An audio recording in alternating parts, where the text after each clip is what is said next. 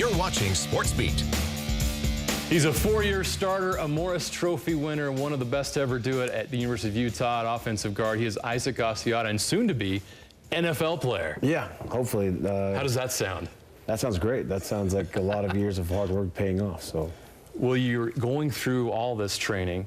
You're going through pro day. You go through the combine. You dream about this, but this is the hard part, right? How difficult has this been, or has this been a lot of fun for you?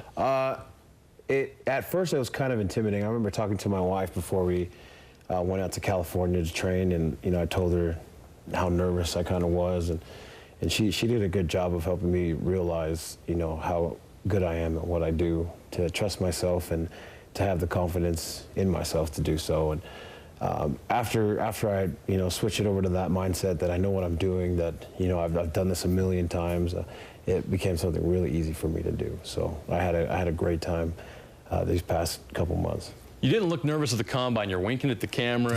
You're making appearances on the NFL Network. Did you enjoy the experience at the combine? Yeah, what was it like? Yeah. I mean, it was fun, and at first, like I said, it's very intimidating. You hear horror stories from guys about the sleep schedule. There's a train that buzzes by and shakes the whole place. You're in Indianapolis, so you think it's the tornado. And I heard a bunch of different things, but when I got there, like I said, I still had that mindset of, these guys wanted me here. They wanted to see what I can do, and I know what I can do.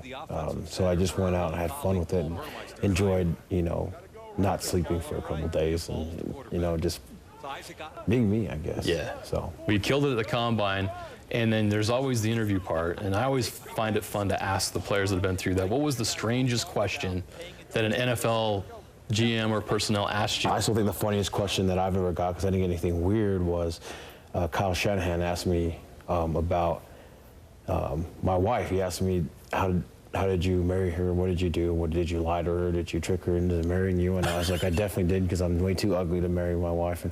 But that was just a fun laugh that we had, and I got a lot of questions like that. Obviously, a lot of NFL coaches think I'm an ugly guy, but it's great because I have a beautiful wife. So doesn't matter. Yeah, it doesn't matter at all. No big deal. Yeah. Pro day. What do you want to accomplish at a pro day that you weren't able to accomplish at the combine? I think for guys, it's just, if they go to the combine, it's a long week and you're tired and you don't get as much sleep, and what you didn't do so well at the combine with, that's what your pro day is for. And then, it's also great for the guys who don't get an invite to the combine to showcase at pro day what they can do. It's kind of like their combine. You had a teammate kill it at the pro day that didn't get to go to the combine, Hunter Dimmick. I got to ask about Hunter. He tore it up. Yeah, how happy were you for him? Because that's got to be tough to get that slight and not get invited after what he accomplished in his college career. Yeah, I mean, Hunter's been overlooked his entire life, since high school, and he's been proving people wrong ever since then. And, I was out there training with Hunter, and I got my invite, then Sam got his invite, and then Joe, and then JJ, and then, when the last run of invites went out and Hunter didn't get one, we were just immediately just baffled. Couldn't believe it. Somebody as great as Hunter, as hardworking as Hunter, and didn't get an invite to the combine, but then to watch him, to be there, to see, a lot of that frustration that he had, that, the anger of not being invited, just let loose, and he killed it at the pro day, was awesome to see as a friend, as a brother, as a teammate. You dream of this your entire life. I remember watching you at Spanish Fork High School, and it's surreal having you sit here right now about to enter the NFL. At what point did it occur to you that this dream could become reality? And a lot of it started when my mom told us that the only way we could really go to college financially is if we got a scholarship. And, academics-wise, I wasn't, I didn't think I could get an academic one, so I decided sports was going to be the big one. And my O-line coach, Todd Jackson, he told me in high school that this is going to be something that could set me and my family up for life, not only my mom and my siblings, but, my wife and our future kids. And, I wanted that. I wanted an easier life for my family because of how hard we had it growing up. And it was hard, but every minute was worth it.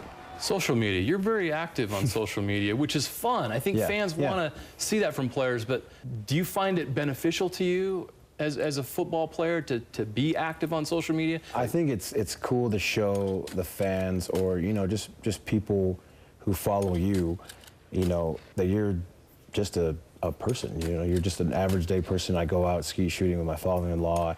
Me and my wife have a dog that we adore, and it's nice to market yourself, and it's great from you know, from the standpoint of an athlete, to show that you're a good guy. You know, you want people to understand that, you know, you want to have a positive image in the media, and when you can show that, then people want you, people like you, and it's great branding-wise. I mean, I got Chip Cookie in Provo. They gave me free cookies last night because I you know, I shout them out frequently on things, and I don't know if I can. And you just did on TV? Yeah, I don't know if I can do that. I'm sorry, KSO. I don't know if I can do that. But we'll let it slide. Yeah, but you know, that was something that's cool, and you know, that's just little things that can happen. But you know, the more importantly, you know, I don't think it's good to be over. You know, you're there tweeting every minute of your life. Yeah. But you know, there's like you said, there's good and bad. So. Well, I know fans appreciate getting to know you better. All right, 1 month left until the draft. Yeah. You did all the hard stuff now. You're doing some individual stuff, but what's this month going to be like for you? And is it a different kind of anxiety you have now, just waiting for the day? Yeah, I mean, there's obviously just you know, that anxiety, like you said, of waiting for the draft, and then even when the draft comes, waiting to see when you get drafted, where you get slotted, or you know, because you can hear one thing and then something else happens. It happens all the time. But you know, now instead of me having to worry about combine stuff or you know, doing shuttles and different things like that, now I can start working on my skill set, playing offensive line, my kick setting, my run blocking, and my hands, and doing individual workouts with teams. Well, we wish you the best of luck. Like I said before, it's so cool to see this boy that lived in Spanish Fork become the man that you are now and have a chance to be the next Utah in the NFL. It's so awesome. Congratulations. For all your success. You deserve it. You've earned it. And we'll continue to watch your progress as you get close to the NFL draft and beyond. Thank you. Appreciate it. Thanks for having me, guys.